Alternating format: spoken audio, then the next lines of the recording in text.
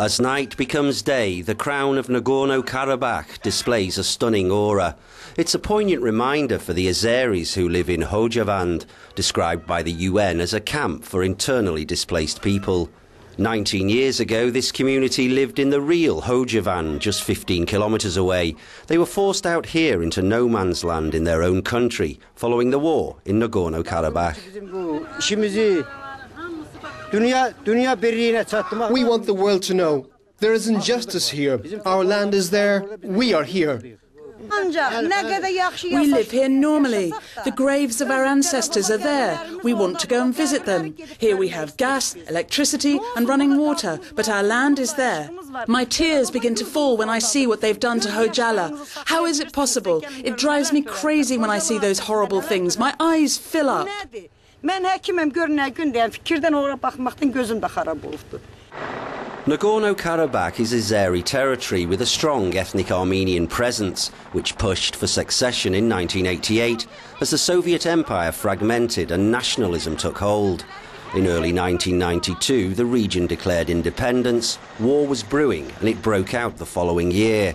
Outside of Nagorno-Karabakh, Armenian troops occupy 7 regions of Azerbaijan, taking control of between 16 and 20% of the country. Before a ceasefire was signed in May 1994, as many as 30,000 people were killed, 5,000 Armenians and 25,000 Azeris, with 1 million people forced from their homes and land. We are foreigners in our own land. Here is not home for us. Our land is over there. The son of my dead son wants to go visit his father's grave. The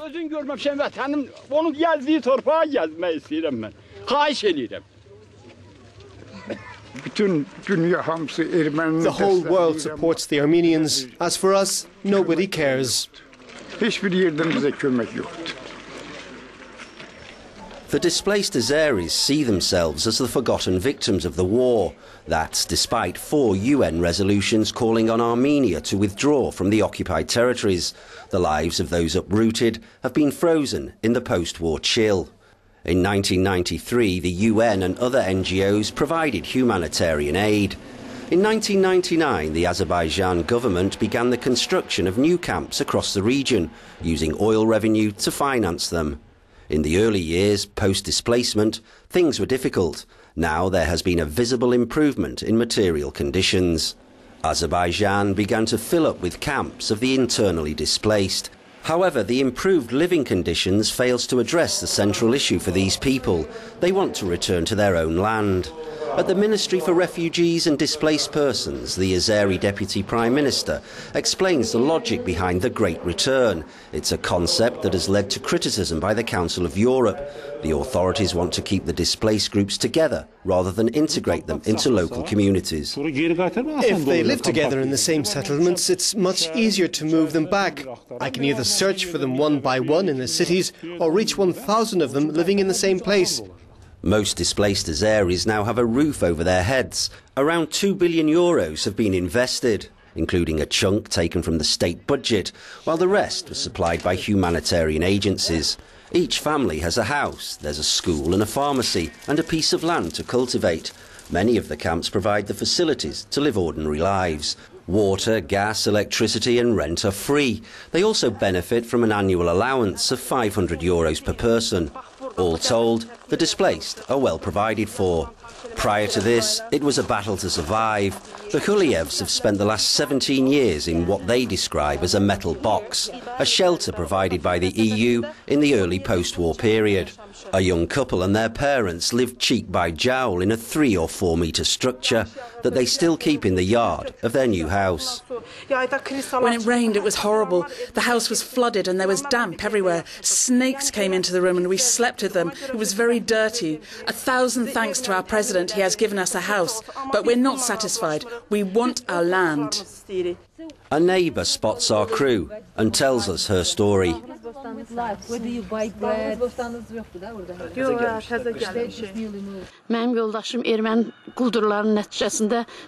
My husband died for his country in the Armenian massacre. I left barefoot with my kids. I have 2 boys and a girl. The girl will marry soon, but my sons have been brought up to love their country. They're waiting for President Aliyev's call. Onu elə açlamışam ki, o bugün bizim hörmətli prezidentimiz İlham Əliyevin Ali Başkomandanın əmrini gözləyir. For now, a military option is not on the agenda, and a line stretching some 120 kilometres separates the Armenian and Azeri military. We visited one of the Azeri observation points in the Tatar region. Between the positions are landmines and the Azeri villages destroyed by the occupiers. The ceasefire is often interrupted by rifle fire. The Azeri army say they've responded to 1,300 rounds of sniper fire from the Armenians in 2009 alone. Monitoring the ceasefire violations on the front line of a frozen conflict is difficult for the international community, as nobody can confirm who did what, when or where.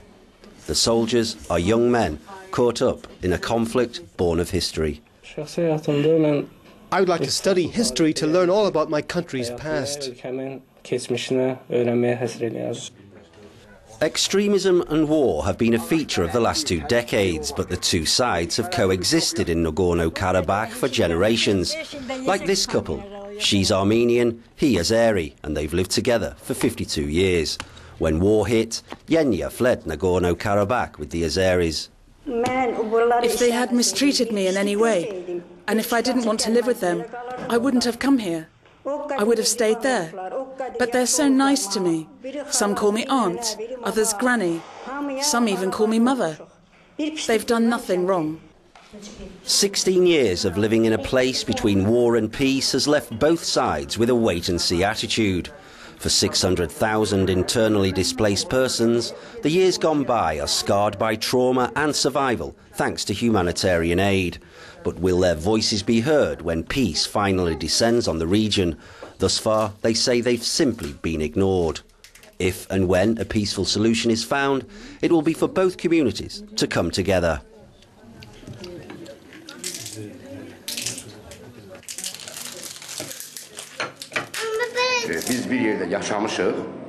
We've lived together and shared the good and bad times. There's no reason why we can't do that again. What interests us is the fact that there have been 4 UN resolutions calling on the Armenian aggressor to stop this unjustified occupation of our lands. When my students ask me questions about this, I cannot answer. I don't know how. The Azeris claim that a long-lasting attachment to their native land is a distinctive trait among peoples. However, will those born in the settlements have the same passion for Nagorno Karabakh as their forebears?